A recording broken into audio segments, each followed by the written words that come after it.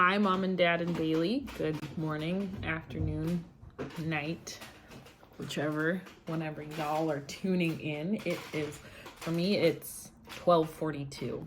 This is all I've done today. I made myself some coffee. So I hope you guys are having a wonderful, peaceful little time. Cheers. We'll go into chapter 8, Community, Loving Communion. Community cannot take root in a divided life. Long before community assumes its external shape and form, it must be present as a seed in the undivided self. Only as we are in communion with others can we find community with others. Parker Palmer. Here we go. To ensure human survival everywhere in the world, females and males organize themselves into communities. Communities sustain life, not nuclear families or the couple, and certainly not the rugged individualist. There is no better place to learn the art of loving than in community. M. Scott Peck begins his book, The Different Drum, Community Making and Peace, with a profound declaration, in and through community lies the salvation of the world. Peck defines community as the coming together of a group of individuals who have learned how to communicate honestly with each other, whose relationships go deeper than their masks of composure, and who have developed some significant commitment to rejoice together, mourn together, and to delight in each other and make others' conditions our own. We are all born into the world of community. Rarely, if ever, does a child come into the world in isolation, with only one or two onlookers. Children are born into a world surrounded by the possibility of communities. Family, doctors, nurses, midwives, and even admiring strangers comprise this field of connections, some more intimate than others. Much of the talk about family values in our society highlights the nuclear family, one that is made up of mother, father, and preferably only one or two children. In the United States, this unit is presented as the primary and preferable organization for the parenting of children, one that will ensure everyone's optimal well-being. Of course, this is a fantasy image of family. Hardly anyone in our society lives in an environment like this. Even individuals who are raised in nuclear families usually experience it as merely a small unit within a larger unit of extended kin. Capitalism and patriarchy together, as structures of domination, have worked overtime to undermine and destroy this larger unit of extended kin. Replacing the family community with a more privatized small autocratic unit helped increase alienation and made abuses of power more possible. It gave absolute rule to the father and secondary rule over children to the mother. By encouraging the segregation of nuclear families from the extended family, women were forced to become more dependent on an individual man, and children more dependent on an individual woman. It is this dependency that became and is the breeding ground for abuses of power.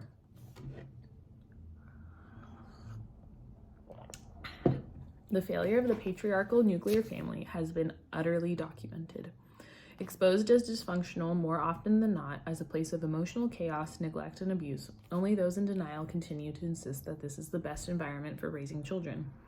While I do not want to suggest that extended families are not as likely to be dysfunctional, simply by virtue of their size and their inclusion of non-blood kin, i.e. individuals who marry into the family and their blood relations, they are diverse and so are likely to include the presence of some individuals who are both sane and loving. When I first began to speak publicly about my dysfunctional family, my mother was enraged. To her, my achievements were a sign that I could not have suffered that much in our nuclear family.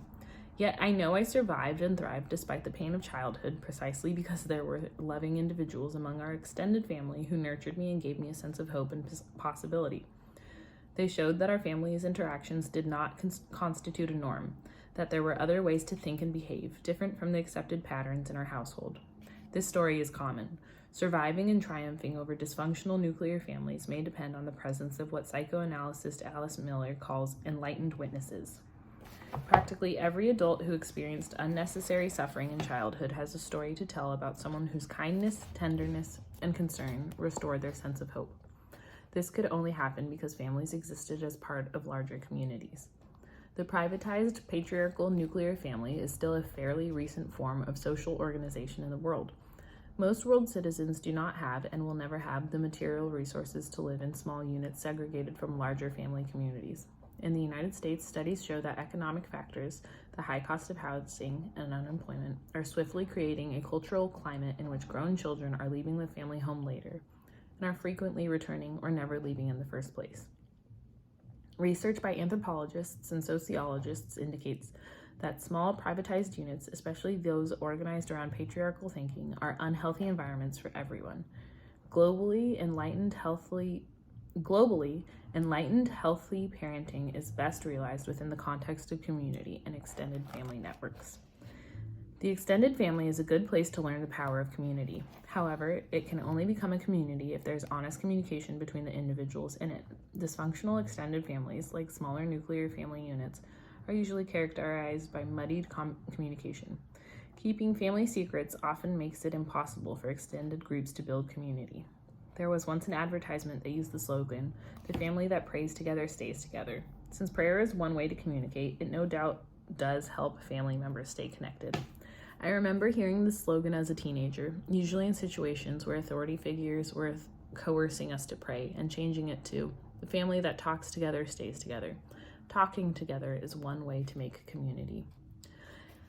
If we do not experience love in our extended families of origin, which is the first site for community offered us, the other place where children in particular have the opportunity to build community and know love is friendship. Since we choose our friends, many of us, from childhood on into our adulthood, have looked to friends for the care, respect, knowledge, and all-around nurturance of our growth that we did not find in the family.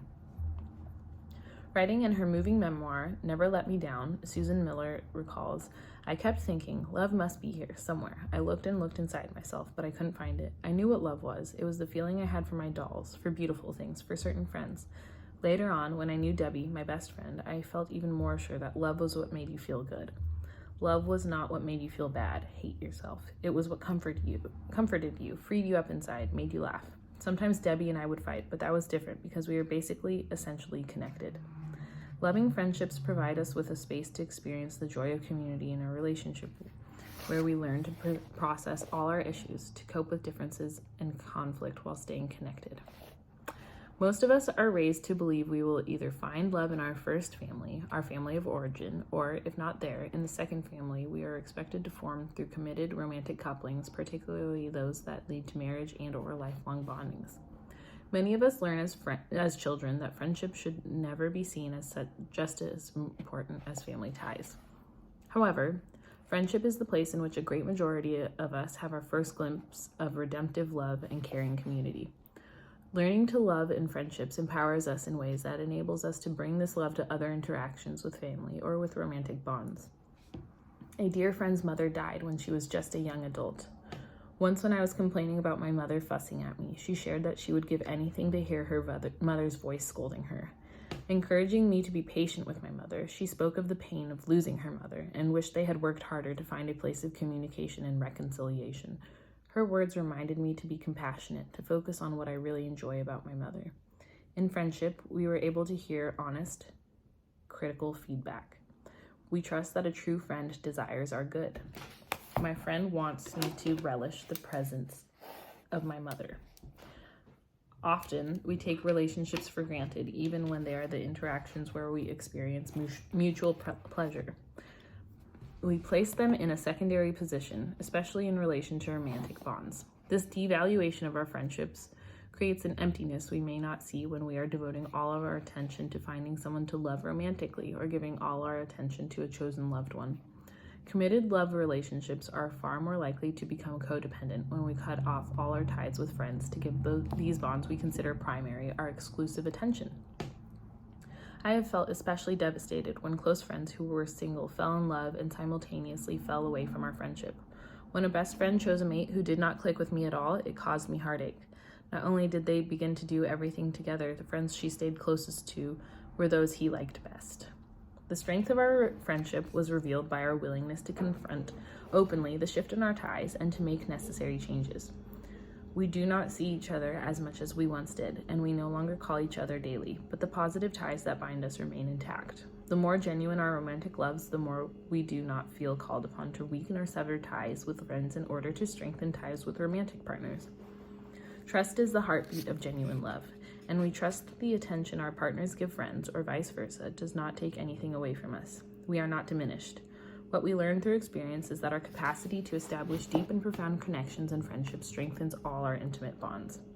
When we see love as the will to nurture one's own or another's spiritual growth, revealed through acts of care, respect, knowing, and assuming responsibility, the foundation of all love in our life is the same. There is no special love exclusively reserved for romantic partners.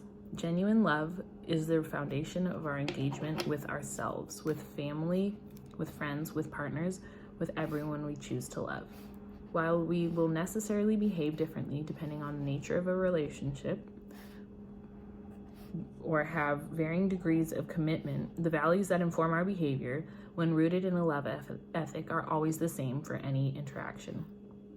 One of the longest romantic relationships of my life was one in which I behaved in the more traditional manner of placing it above all other interactions.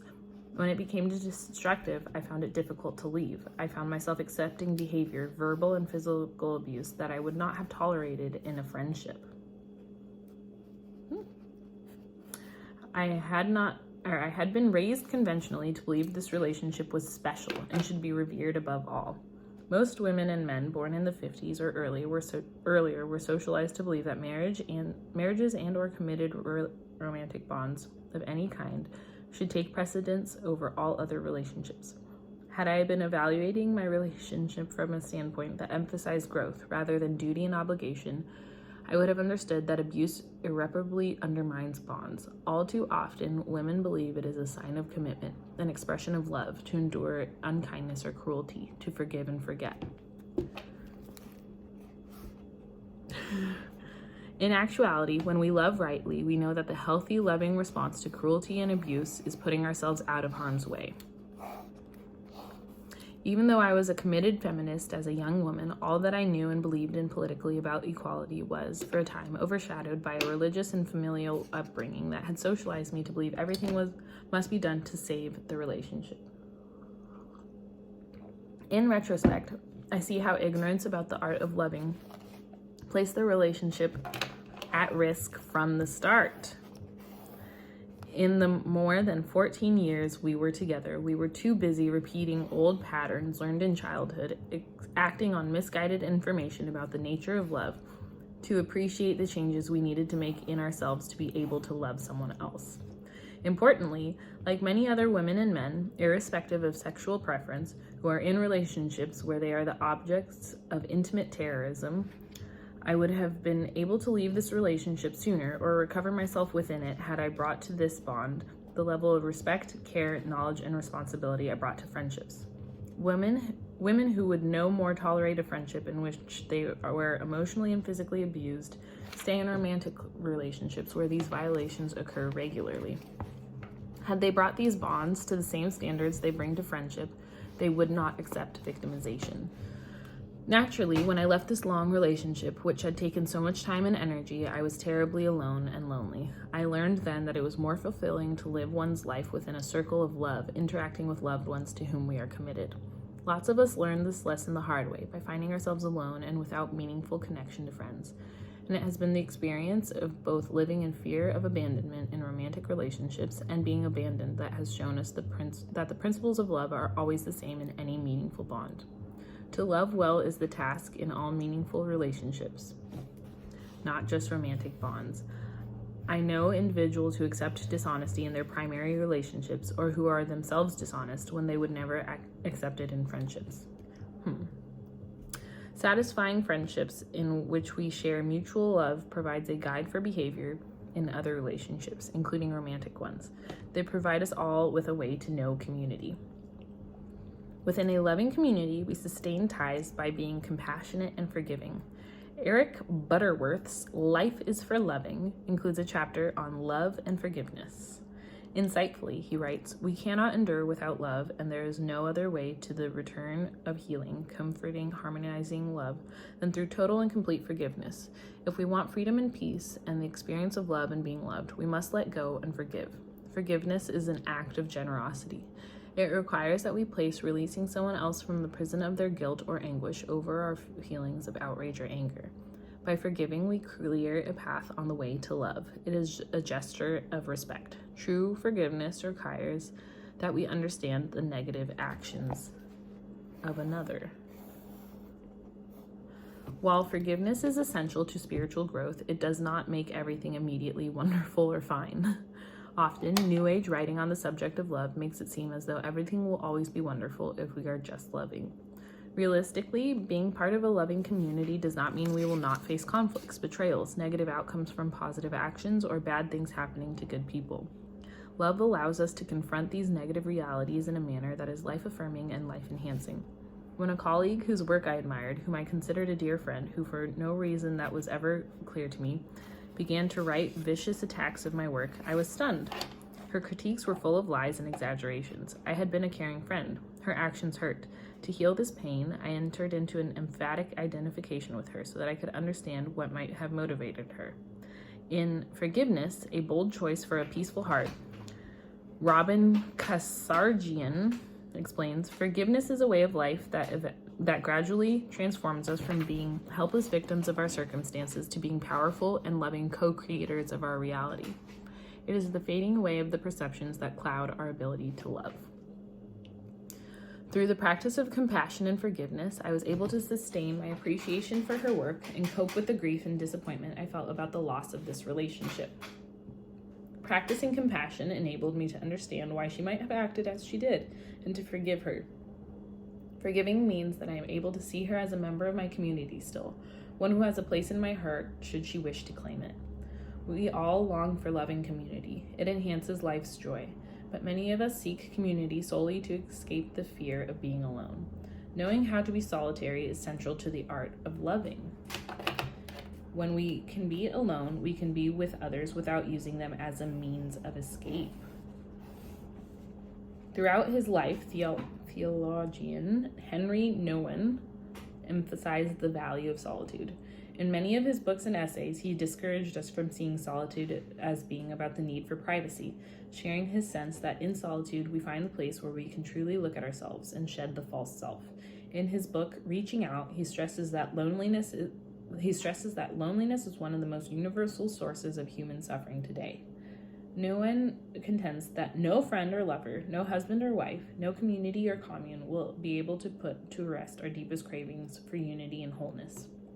Wisely, he suggests we put those feelings to rest by embracing our solitude, by allowing divine spirit to reveal itself there. The difficult road is the road of conversion, the conversion from loneliness into solitude. Instead of running away from our loneliness and trying to forget or deny it, we have to protect it and turn it into fruitful solitude. Loneliness is painful. Solitude is peaceful. Loneliness makes us cling to others in desperation. Solitude allows us to respect others in their uniqueness and create community. When children are taught to enjoy quiet time, to be alone with their thoughts and reveries, they carry this skill into adulthood. Individuals, young and old, striving to overcome fears of being alone often choose meditation practices as a way to embrace solitude. Learning how to sit in stillness and quietude can be the first step toward knowing comfort in aloneness. Moving from solitude into community heightens our capacity for fellowship with one another. Through fellowship, we learn how to serve one another. Service is another dimension of communal love. At the end of her autobiography, The Wheel of Life, Elizabeth Kubler-Ross confesses, "I can assure you that the greatest rewards in your whole life will come from opening your heart to those in need. The greatest blessings always come from helping." Women have been and are the world's great teachers about the meaning of service. We publicly honor the memory of exceptional individuals like Mother Teresa, who have made a vocation of service. I'm gonna make my own edit. Like Lizzo, who have made a vocation of service. But there are women everyone knows whose identities the world will never publicly recognize, who serve with patience, grace, and love. All of us can learn from the example of these caring women. Earlier, I was describing my impatience with my mother. Looking at her life, I was awed by her service to others. She taught me and all her children about the value and meaning of service. As a child, I witnessed her patient care of the sick and dying. Without complaint, she gave shelter and aid to them. From her actions, I learned the value of giving freely. Remembering these actions is important. It is so easy for all of us to forget the service women give to others in everyday life, the sacrifices women make. Often, sexist thinking obscures the fact that these women make a choice to serve, that they give from the space of free will and not because of biological destiny. There are plenty of folks who are not interested in serving, who disparage service. When anyone thinks a woman who serves gives because that's what mothers or real women do, they deny her full humanity and thus fail to see the generosity inherent in her acts. There are lots of women who are not interested in service, who even look down on it. The willingness to sacrifice is a necessary dimension of loving practice and living in community. None of us can have things our way all the time. Giving up something is one way we sustain a commitment to the collective well-being. Our willingness to make sacrifices reflects our awareness of interdependency. Writing about the need to bridge the gulf between rich and poor, Martin Luther King Jr. preached, "All men and women are caught in an inescapable network of mutuality, tied in a single garment of destiny. Whatever affects one directly affects all indirectly. This gulf is bridged by the sharing of resources. Every day, individuals who are not rich but who are materially privileged make the choice to share with others. Some of us share through conscious tithing, regularly giving a portion of one's income, and others through a daily practice of loving kindness, giving to those in need whom we randomly encounter. Mutually giving strengthens community." Mutually giving strengthens community. Enjoying the benefits of living and loving in community empowers us to meet strangers without fear and extend to them the gift of openness and recognition. Just by speaking to a stranger, acknowledging their presence on the planet, we make a connection. Every day, we all have an opportunity to practice the lessons learned in community. Being kind and courteous connects us to one another. In Peck's book, The Different Drum, he reminds us that the goal of genuine community is to seek ways in which to live with ourselves and others in love and peace. Unlike other movements for social change that require joining organizations and attending meetings, we can begin the process of making community wherever we are. We can begin by sharing a smile, a warm greeting, a bit of conversation, by doing a kind deed, or by acknowledging kindness offered us. Daily, we can work to bring our families into greater community with one another. My brother was pleased when I suggested he think about moving to the same city where I live so that we could see each other more. It enhanced his feeling of belonging, and it made me feel loved that he wanted to be where I was. Whenever I hear friends talk about estrangement from family members, I encourage them to seek a path of healing, to seek the restoration of bonds. At one point, my sister, who is a lesbian, felt that she wanted to break away from the family because family members were often homophobic. Affirming and sharing her rage and disappointment, I also encouraged her to find ways to stay connected. Over time, she has seen major positive changes. She has seen fear give way to understanding, which would not have happened had she accepted estrangement as the only response to the pain of rejection. Whenever we heal family wounds, we strengthen community. Doing this, we engage in loving practice. That love lays the foundation for the constructive building of community with strangers. The love we make in community stays with us wherever we go. With this knowledge as our guide, we make any place we go a place where we return to love. And that's that. Love you guys. See you in the next one.